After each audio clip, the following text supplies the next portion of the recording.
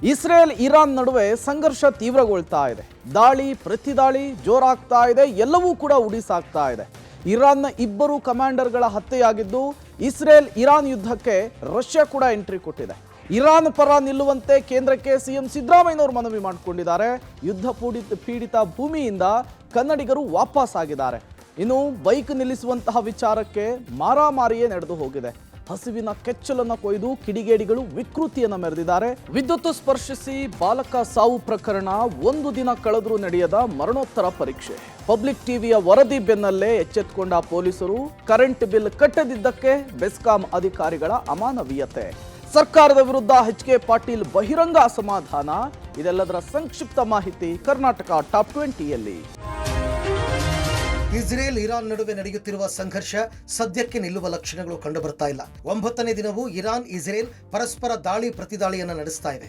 ಇಂದು ಬೆಳಗಿನ ಜಾವ ಇರಾನ್ನಲ್ಲಿರುವ ಇಸ್ಫಹಾನ್ ಪರಮಾಣು ಕೇಂದ್ರದ ಮೇಲೆ ಇಸ್ರೇಲ್ ದಾಳಿ ಮಾಡಿದೆ. ಈ ದಾಳಿಯಲ್ಲಿ ಯಾವುದೇ ವಿಕಿರಣ ಸೋರಿಕೆ ಆಗಿಲ್ಲ. ಈ ದಾಳಿಯಲ್ಲಿ ಪರಮಾಣು ಕೇಂದ್ರಕ್ಕೆ ಎಷ್ಟು ಹಾನಿಯಾಗಿದೆ ಅಂತ ಇನ್ನೂ ತಿಳಿದು ಬಂದಿಲ್ಲ. ಇನ್ನು ಇಸ್ರೇಲ್ ದಾಳಿಯಲ್ಲಿ ಈವರೆಗೂ 400 ಮಂದಿ ಸಾವನ್ನಪ್ಪಿದ್ದಾರೆ, 3000 ಮಂದಿ ಗಾಯಗೊಂಡಿದ್ದಾರೆ. ಇಸ್ರೇಲ್ ದಾಳಿಗೆ ಇರಾನ್ ಪ್ರತಿಕ್ರಿಯೆ ನೀಡ್ತಾ ಇದೆ. ಇರಾನ್ ಹಾರಿಸುತ್ತಿರುವ ಕ್ಷಿಪಣಿಗಳು ಇಸ್ರೇಲ್ನ ವಸತಿ ಪ್ರದೇಶಗಳಲ್ಲಿ ಬೀಳ್ತಾ ಇವೆ. ನಿನ್ನೆ ರಾತ್ರಿಯೂ ತನ್ನ ದಾಳಿಯನ್ನ ಇರಾನ್ ಮುಂದುವರೆಸಿದೆ.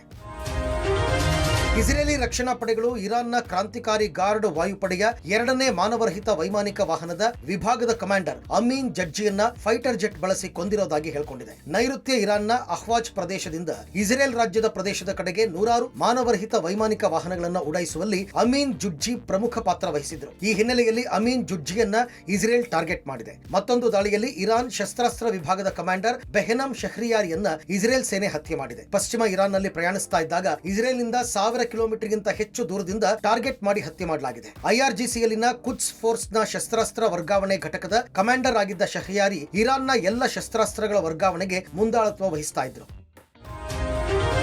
ಇಸ್ರೇಲ್ ಇರಾನ್ ಸಂಘರ್ಷದಲ್ಲಿ ಮಧ್ಯಪ್ರವೇಶ ಮಾಡುವುದಾಗಿ ರಷ್ಯಾ ಅಧ್ಯಕ್ಷ ವ್ಲಾಡಿಮಿರ್ ಪುಟಿನ್ ಹೇಳಿದ್ದಾರೆ. ನಾಗರಿಕ ಬಳಕೆಗಾಗಿ ಪರಮಾಣು ಶಕ್ತಿಯನ್ನು ಅಭಿವೃದ್ಧಿಪಡಿಸುವ ಇರಾನ್ನ ಅಗತ್ಯತೆಗಳು ಮತ್ತು ಟೆಹರಾನ್ ಅದನ್ನ ಶಸ್ತ್ರಾಸ್ತ್ರಗಳನ್ನಾಗಿ ಮಾಡುವ ಬಗ್ಗೆ ಇಸ್ರೇಲ್ನ ಕಳವಳಗಳನ್ನು ತಾನು ಅರ್ಥ ಮಾಡಿಕೊಂಡಿದ್ದೇನೆ. ನಾವು ಇಸ್ರೇಲ್ನೊಂದಿಗೆ ಸಂಪರ್ಕದಲ್ಲಿದ್ದೇವೆ. ನಿಮಗೆ ತಿಳಿದಿರುವಂತೆ ನಾನು ಇತ್ತೀಚೆಗೆ ಪ್ರಧಾನಿ ನೆತನ್ಯಾಹು ಅವರೊಂದಿಗೆ ಮಾತನಾಡಿದ್ದೇನೆ ಮತ್ತು ಇರಾನ್ ಅಧ್ಯಕ್ಷರೊಂದಿಗೆ ಮತ್ತು ಈ ಎಲ್ಲಾ ಪ್ರಕ್ರಿಯೆಗಳಲ್ಲಿ ನೇರವಾಗಿ ಭಾಗಿಯಾಗಿರುವ ಯುನೈಟೆಡ್ ಸ್ಟೇಟ್ಸ್ ಅಧ್ಯಕ್ಷರೊಂದಿಗೆ ಮಾತನಾಡಿದ್ದೇನೆ. ಪರಿಸ್ಥಿತಿಯನ್ನು ಪರಿಹರಿಸುವ ದಿಕ್ಕಿನಲ್ಲಿ ಸಂಭವನೀಯ ಮುಂದುವರಿಕೆಗಾಗಿ ನನ್ನ ದೃಷ್ಟಿಕೋನವನ್ನು ನಾನು ಅವರಿಗೆ ಪ್ರಸ್ತುತಪಡಿಸಿದೆ. ನಮ್ಮ ಪ್ರಸ್ತಾಪಗಳನ್ನು ಸಹ ಈಗ ಚರ್ಚಿಸಲಾಗುತ್ತಿದೆ ಅಂತ ಹೇಳಿದ್ದಾರೆ.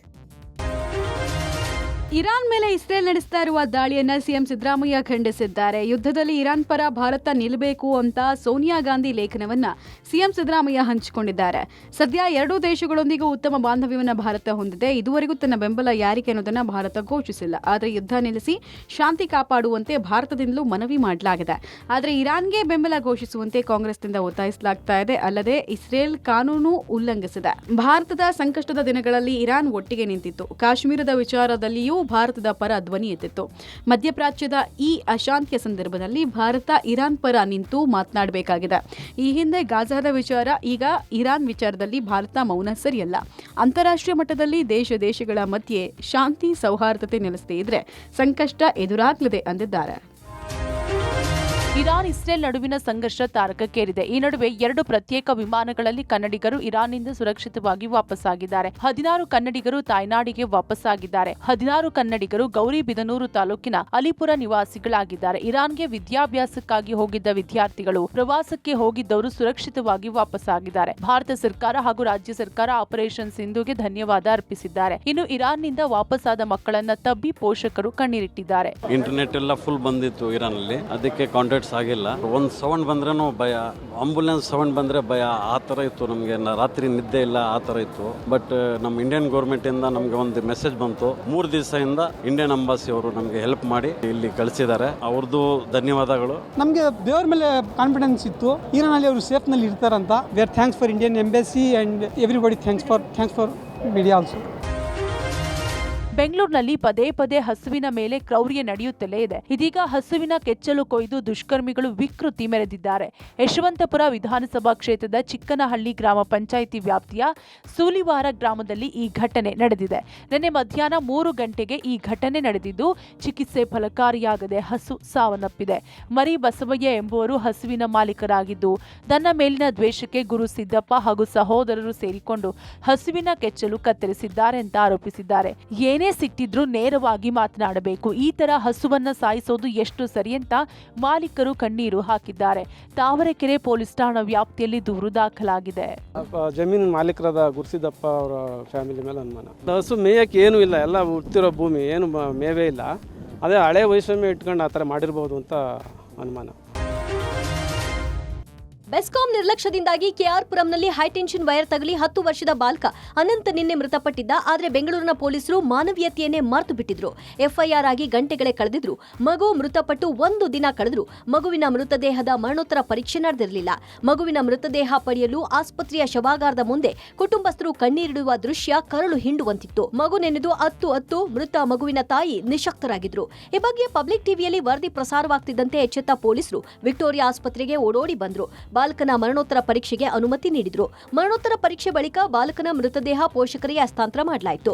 ಮೃತದೇಹ ಕಂಡು ಹೆತ್ತಮ್ಮನ ಆಕ್ರಂದನ ಮುಗಿಲು ಮುಟ್ಟಿತ್ತು. ತಾಯಿಯ ಗೋಳಾಟ ಕರಳು ಹಿಂಡುವಂತಿತ್ತು. ಇನ್ನು ಘಟನೆ ನಡೆದು 6 ದಿನದ ಬಳಿಕ ಕಟ್ಟಡದ ಮಾಲೀಕ, ಕೆಪಿಟಿಸಿಎಲ್, ಬೆಸ್ಕಾಂ, ಬಿಬಿಎಂಪಿ ಎಇ ವಿರುದ್ಧ ಎಫ್ಐಆರ್ ದಾಖಲಾಗಿದೆ. ಮೃತ ಬಾಲಕನ ತಾಯಿ ನೀಡಿದ ದೂರು ಆಧರಿಸಿ ಎಫ್ಐಆರ್ ದಾಖಲಾಗಿದೆ. ಕರೆಂಟ್ ಬಿಲ್ ಕಟ್ಟಿಲ್ಲ ಅನ್ನೋ ಕಾರಣಕ್ಕೆ ಮನೆಯಲ್ಲಿ 7 ತಿಂಗಳ ಗರ್ಭಿಣಿ ಇದ್ದಾರೆ ಅನ್ನೋದನ್ನ ಲೆಕ್ಕಿಸದೆ ಬೆಸ್ಕಾಂ ಅಧಿಕಾರಿಗಳು ಕರೆಂಟ್ ಕಟ್ ಮಾಡಿದ್ದಾರೆ. ಪರಿಣಾಮ ಫ್ಯಾನ್, ಲೈಟ್ ಇಲ್ಲದೆ ಟಾರ್ಚ್ ಲೈಟ್ ಹಿಡ್ಕೊಂಡೇ ಅಡುಗೆ ಮಾಡಿಕೊಳ್ತಿದ್ದು ರಾತ್ರಿ ಇಡೀ ನೆರಳಾಡಿದ್ದಾರೆ. ಹೆಬ್ಬಾಳ ವಿಧಾನಸಭಾ ಕ್ಷೇತ್ರದ ಸನ್ರೈಸ್ ಕಾಲೋನಿ ಫಸ್ಟ್ ಕ್ರಾಸ್ ನಲ್ಲಿ ಅಶೋಕ್ ಅನ್ನೋರು ಬಾಡಿಗೆ ಮನೆಯಲ್ಲಿದ್ದಾರೆ. ಪ್ರತಿ ತಿಂಗಳು 1,500 ಕರೆಂಟ್ ಬಿಲ್ ಬರ್ತಿತ್ತು. ಆದ್ರೆ ಏಕಾಏಕಿ ಕಳೆದ 2 ತಿಂಗಳಿಂದ 26,846 ರೂಪಾಯಿ ಬಿಲ್ ಬಂದಿದೆ. ಇಷ್ಟೊಂದು ದುಬಾರಿ ಬಿಲ್ ಯಾಕೆ ಬಂದಿದೆ ಅಂತ ಬೆಸ್ಕಾಂ ಕಚೇರಿಗೆ ಅಶೋಕ್ 4-5 ಬಾರಿ ಅಲೆದಾಡಿದ್ರು. ಅಧಿಕಾರಿಗಳು ಸ್ಪಂದಿಸಿಲ್ಲ. ಈ ದುಬಾರಿ ಬಿಲ್ ಕಟ್ಟದಿದ್ದಕ್ಕೆ ವಿದ್ಯುತ್ ಸಂಪರ್ಕ ಕಡಿತ ಮಾಡಲಾಗಿದೆ. ಮನೆಯಲ್ಲಿ ವಯಸ್ಸಾದ ತಾಯಿ, ಸಣ್ಣ ಮಗು, ಗರ್ಭಿಣಿ ಇದ್ರು. ಇದ್ಯಾವುದನ್ನು ಲೆಕ್ಕಿಸದೆ ಬೆಸ್ಕಾಂ ಅಧಿಕಾರಿಗಳು ಅಮಾನವೀಯವಾಗಿ ವರ್ತಿಸಿದ್ದಾರೆ. ರಾಜ್ಯದೆಲ್ಲ ಕರೆಂಟ್ ಇಲ್ಲ, ತುಂಬಾ ಬೇಜಾರಾಯ್ತು. ಮಲ್ಗೆಕ ಆಗಿಲ್ಲ, ಮಗು ಇದೆ, ಮಗುಗೂ ಆಗಲ್ಲ, ಅಮ್ಮ ಇದೆ, ಅಮ್ಮಗೂ ನಿದ್ರೆ ಮಾಡಕ್ಕೆ ಆಗಲ್ಲ, ಪ್ರೆಗ್ನೆಂಟ್ ಇದೆ. ನಾನು ಕರೆಂಟ್ ಮಾಡ್ಕೋಕೆ ಹೋಗಿದ್ದಾರೆ. ಸಿಎಂ ಸಿದ್ದರಾಮಯ್ಯ ನೇತೃತ್ವದ ಕಾಂಗ್ರೆಸ್ ಸರ್ಕಾರಕ್ಕೆ ಸ್ವಪಕ್ಷರಿಂದಲೇ ಮುಜುಗರ ಉಂಟಾಗುತ್ತಿದೆ. ನಿನ್ನೆ ಅಷ್ಟೇ ವಸತಿ ಯೋಜನೆಯಲ್ಲಿ ಗೋಲ್ಮಾಲ್ ಬಗೆಗಿನ ಶಾಸಕ ಬಿಆರ್ ಪಾಟೀಲ್ ಆಡಿಯೋ ವೈರಲ್ ಆಗಿತ್ತು. ಇದರಿಂದ ಸಿಎಂ ಸಿದ್ದರಾಮಯ್ಯ ಸರ್ಕಾರಕ್ಕೆ ಇರಿಸು ಮುರಿಸು ಉಂಟು ಮಾಡಿತ್ತು. ಇದೀಗ ಶಾಸಕರ ಬಳಿಕ ಸಂಪುಟ ಹಿರಿಯ ಸಚಿವ ಎಚ್.ಕೆ. ಪಾಟೀಲ್ ಸರ್ಕಾರದ ವಿರುದ್ಧ ಬಹಿರಂಗವಾಗಿ ಅಸಮಾಧಾನ ಹೊರಹಾಕಿದ್ದಾರೆ. ಸಿಎಂ ಸಿದ್ದರಾಮಯ್ಯರಿಗೆ ಸುದೀರ್ಘ 7 ಪುಟಗಳ ಪತ್ರ ಬರೆದು ಅಕ್ರಮ ಗಣಿಗಾರಿಕೆಯ ತನಿಖೆಯನ್ನ ನೆನಪಿಸುವ ಕೆಲಸ ಮಾಡಿದ್ದಾರೆ. ಗಣಿಗಾರಿಕೆ ಪಾದಯಾತ್ರೆ ನೆನಪಿಸಿ ಅಸಮಾಧಾನ ವ್ಯಕ್ತಪಡಿಸಿದ್ದಾರೆ. ಸರ್ಕಾರಕ್ಕೆ 1,50,000 ಕೋಟಿ ರೂಪಾಯಿ ನಷ್ಟ ಆಗಿದೆ. 1-2 ಕೇಸಲ್ಲಿ ಪ್ರಮುಖ ಅಪರಾಧಿಗಳಿಗೆ ಮಾತ್ರ ಶಿಕ್ಷೆಯಾಗಿದೆ. ಅನೇಕ ಪ್ರಕರಣಗಳು ಎಸ್ಐಟಿ ವಿಚಾರಣೆಯ ಹಂತದಲ್ಲಿವೆ. ಇಷ್ಟು ದೊಡ್ಡ ಪ್ರಮಾಣದ ಲೂಟಿಕೋರತನಕ್ಕೆ ತಕ್ಕ ಶಿಕ್ಷೆಯಾಗಿಲ್ಲ. ತನಿಖೆ ನಡೆಸಿ ಶಿಕ್ಷೆಗೆ ಒಳಪಡಿಸಬೇಕೆಂದು ಪತ್ರದಲ್ಲಿ ಆಗ್ರಹಿಸಿದ್ದಾರೆ. ಈ ಬಗ್ಗೆ ಪ್ರತಿಕ್ರಿಯಿಸಿದ ಎಚ್.ಕೆ. ಪಾಟೀಲ್, ನಮ್ಮ ಸರ್ಕಾರಕ್ಕೆ ಒಳ್ಳೆಯ ಹೆಸರು ಬರಲಿ ಅನ್ನೋ ಕಾರಣಕ್ಕೆ ನಾನು ಪತ್ರ ಬರೆದಿದ್ದೇನೆ. ನಾನು ಬರೆದ ಪತ್ರದ ಬಗ್ಗೆ ಸಿಎಂ ಗಂಭೀರವಾಗಿ ತೆಗೆದುಕೊಳ್ತಾರೆ ಎಂದಿದ್ದಾರೆ. ರಾಜ್ಯದ ಸೇವೆ ಆಗಬೇಕು, ನಮ್ಮ ಸರ್ಕಾರಕ್ಕೆ ಒಳ್ಳೆಯ ಹೆಸರು ಬರಬೇಕು. ಆ ಕಾರಣಕ್ಕಾಗಿ ಆ ಪತ್ರ ಬರೆದಿದೆ. ಆ ಪತ್ರದಂತೆ ಮಾನ್ಯ ಮುಖ್ಯಮಂತ್ರಿಗಳಿಗೆ ನಾನು ಆ ಪತ್ರ ಈಗಾಗಲೇ ತೋರಿಸಿದ್ದೇನೆ. 15 ವರ್ಷದಿಂದ ಪಾದಯಾತ್ರೆ ಮಾಡಿದ್ವಿ. ಅದು ಇಷ್ಟು ವರ್ಷ ಆದಮೇಲೂ 0.2% ಮಾತ್ರ ತೀರ್ಪುಗಳು ಬಂದಿವೆ. ಆ ಹಿನ್ನೆಲೆಯೊಳಗೆ ಇದಕ್ಕೆ ತಾರ್ಕಿಕ ಅಂತ್ಯ ಕೊಡಬೇಕಲ್ಲ. ರಾಜೀವ್ ಗಾಂಧಿ ವಸತಿ ಯೋಜನೆಯಡಿ ನಡೆಯುತ್ತಿರುವ ಅಕ್ರಮದ ಬಗ್ಗೆ ಶಾಸಕ ಬಿಆರ್ ಪಾಟೀಲ್ ಮತ್ತು ಸಚಿವ ಜಮೀರ್ ಆಪ್ತ ಕಾರ್ಯದರ್ಶಿ ನಡುವಿನ ಮೊಬೈಲ್ ಸಂಭಾಷಣೆ ವೈರಲ್ ಆಗಿದ್ದು ರಾಜ್ಯ ರಾಜಕೀಯದಲ್ಲಿ ಗದ್ದಲ ಎದ್ದಿದೆ. ಸರ್ಕಾರದ ವಿರುದ್ಧ ಲಂಚದ ಬಾಂಬ್ ಹಾಕಿರೋ ಶಾಸಕ ಬಿಆರ್ ಪಾಟೀಲ್ ಸರ್ಕಾರದ ವಿರುದ್ಧ ಆರೋಪಗಳ ಸುರಿಮಳೆಯನ್ನೇ ಸುರಿಸಿದ್ದಾರೆ. ಭ್ರಷ್ಟಾಚಾರದ ಬಗ್ಗೆ ಆಡಿಯೋದಲ್ಲಿ ಸತ್ಯವನ್ನೇ ಹೇಳಿದ್ದೇನೆ, ಆಡಿಯೋದಲ್ಲಿ ಮಾತನಾಡಿರೋದು ನಾನೇ ಎಂದಿದ್ದಾರೆ. ಇನ್ನು ನನ್ನ ಕ್ಷೇತ್ರದಲ್ಲಷ್ಟೇ ಭ್ರಷ್ಟಾಚಾರ ನಡೆದಿಲ್ಲ, ಬಹುತೇಕ ಎಲ್ಲಾ ಕಡೆ ಗೋಲ್ಮಾಲ್ ನಡೆದಿದೆ ಅಂತ ಸ್ವಪಕ್ಷದ ವಿರುದ್ಧವೇ ಗಂಭೀರ ಆರೋಪ ಮಾಡಿದ್ದಾರೆ. ಈ ಬಗ್ಗೆ ಪ್ರತಿಕ್ರಿಯಿಸಿದ DCM DK Shivakumar BR Patil ಹೇಳಿಕೆಯನ್ನ ಖಂಡಿಸಿದ್ದಾರೆ. ಬಿಆರ್ ಪಾಟೀಲ್ ಆರೋಪವನ್ನು ನಾನು ಯಾವುದೇ ಕಾರಣಕ್ಕೂ ಒಪ್ಪೋದಿಲ್ಲ, ಸಿಎಂ ಗಮನಕ್ಕೂ ಬಂದಿದೆ, ಅವರು ಕ್ರಮ ಕೈಗೊಳ್ತಾರೆ ಎಂದಿದ್ದಾರೆ.